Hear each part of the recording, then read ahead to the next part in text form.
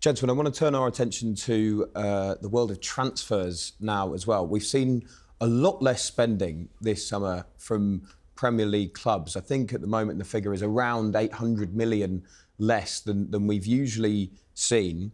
Kieran, I'll start with you. Do you think we've entered an austerity era for transfers at the moment?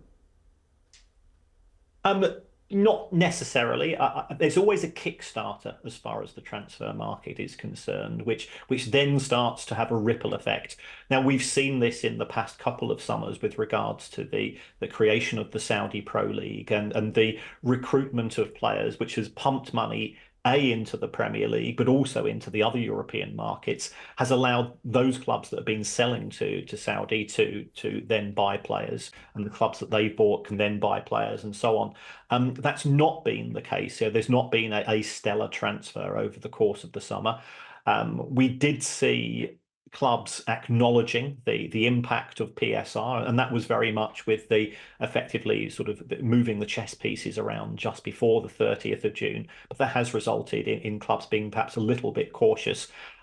Also, if you take a look at the clubs that have been promoted, Ipswich have been decent spenders, certainly record spenders by the history of the club. But the other clubs that have come up been perhaps a little bit more modest. And there's been I think there's been no desire from clubs, with the exception of Chelsea, to adopt the spend model. I mean, Brighton have spent a lot of money by their standards, but effectively it's the Caicedo and the Cucurella money being spent in this particular window. We've still got a few days to go, and there are certainly budgets which are unfulfilled in terms of taking the clubs to the limit. So, I estimated we've probably spent around about 1.6 billion to date in the Premier League as far as the markets are concerned. That is, 700-800 million pounds, as you rightly said, Ollie, compared to last year. But remember, last year also included the January window, and we could still see Manchester United making a statement signing. We could see some interesting swap deals take place, which will again effectively increase the value of the market and so on. I think most of the spending's been in League One this season. That's the place to have a look at where the real spending's gone. It's going to be an interesting time in League One. But yeah, by League One standards, a lot of it at Birmingham. Birmingham look like they've spent well. But it's going to be an exciting division this season. Very competitive. We've got the glitz and glamour of Wrexham and obviously Birmingham, and we will just try to hang on to their coattails and see where it takes us, I think. Our very own Simon Jordan, Jim, has often talked about the fact that eventually this spending and the increased inflation of it was eventually going to catch up with football. Now, whether that's arrived because of, the PSR rules or clubs having to be a bit more stringent because of the rules in place, do you think we're coming to that kind of period? Well, you can imagine at the EFL meetings that I go to, the word that is bandished about the most is sustainability. And it's like the oxymoron of the profit and sustainability rules. Well, they're neither profitable nor sustainable, are they? It's crazy. I think, this is all part of the conversation that's ongoing at the moment, isn't it, about the new deal and the regulator and the deal between the Premier League and the EFL. But it's all very well at the EFL if it would be wonderful to have a redistribution of funds that gives us a bit more money in the EFL. Clearly, that's something we would be fully supportive of. But if you're going to do that, you actually have to have cost control that works. Nobody's suggesting for one moment that footballers shouldn't get paid properly. They are the product at the end of the day. But there is enough money in football to pay everybody properly. There is enough money going around. It might not be quite allocated in the right places at the moment. So my point is, if there is a new deal, then clearly that has to be done in tandem with cost controls throughout the EFL that really do work, or it just becomes like prune juice. The money comes in the top, it goes straight out the bottom. You end up paying the same players to do exactly the same job. It makes no sense when we should be, looking at maybe things like ticket pricing and our stadium improvements and our academy and our women's team and all the other things that we have to spend money on. But I'm a big advocate of paying footballers absolutely what they're worth. But is it coming to that point? I sit in EFL meetings back in June, and we all come out and we talk about sustainability, and then a few weeks later, the market in League One goes crazy, and I guess it's us guys that are to blame for that. But Does it? I mean, it does need to cool. It needs to get more sensible, because there is plenty of money in football to pay everybody properly. It's just, the allocation of it needs looking at, and hopefully eventually the Premier League and the Football League can get round the table and they can come up with agreement. But I shan't hold my breath right now. What are your views on an independent regulator in football? Well, I think it's a shame, to be honest with you. I think it's actually a shame that we need an independent regulator. I think we've proved that we do need one. We've not managed to get our own house in order, so that's why these things become apparent. I do have, and this is, I don't think, a political statement, whether it's this government or the previous government, do I have a lot of faith that a regulator is going to act effectively? Well, we have them in water and energy and God knows what, and I'm not sure that looking out at the Thames, that our water regulator is anything to shout about. So listen, we live in hope. If the regulator can get the parties round the table to come to a sensible resolution, I should be the first one to applaud it. But you work in football a long time, you become a professional cynic, I guess. But my cup is always half full. So fingers crossed. Kieran, would you go along with that? Are you also cynical about an independent regulator, or do you think it would be a good thing? I think you've got to look at things on balance. You've got to look at the cost of running the regulator, because ultimately that's money which is being taken out of football. But I think there's things that the regulator can do that the present three governing bodies that we have in football have struggled to do. And as Jim was saying, that there's not agreement between the EFL and the Premier League with regards to distribution. Football is an incredibly successful product.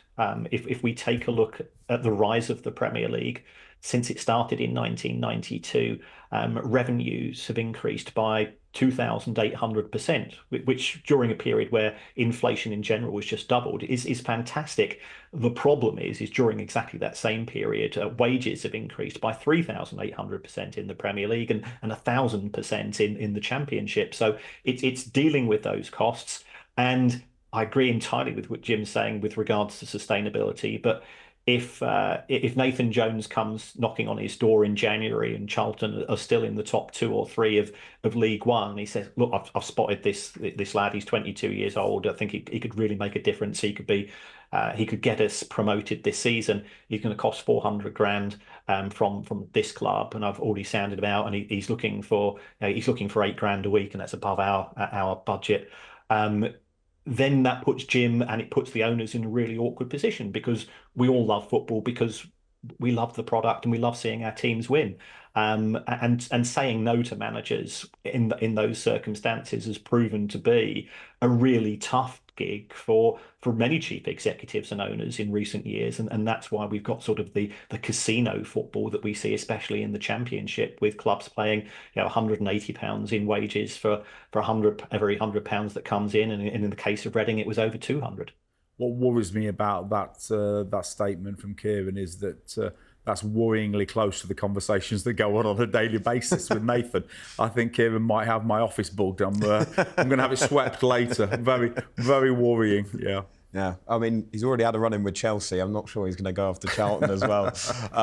Kieran, just going back to transfers, you mentioned that bizarre day, the 30th of June, that PSR deadline day, where clubs like Newcastle and Aston Villa and Forest and Chelsea were all doing these deals in order to make sure they were within the guidelines. It's something we went into actually on episode 1 of How Football Works with David Ornstein and Matt Hughes. So it's worth a watch if you want a breakdown of what happened. But in terms of that going forward, do you think that as the rules are potentially changing, that was just a one-off, or do you think it's something that we could see regularly going forward? I think the commoditisation of academy players will continue, because if we take a look at the proposed alignment, especially of the Premier League rules in relation to those of UEFA, transfer spend, sort of on a net basis, is one of the parameters, is one of the KPIs which are used in the overall formula. We've seen it in respect of other clubs in Europe who have effectively had to go and sell before they buy, and they're quite careful as to the nature of the players that they're letting go. So that will be one issue.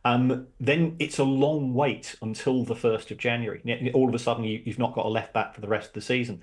So that's why the original intention, and I can absolutely understand it from Jim's point of view, and also from that of other chief executives as well, to get the window sorted before the start of the season, was reversed. It was felt that the clubs had to actually have bigger squads.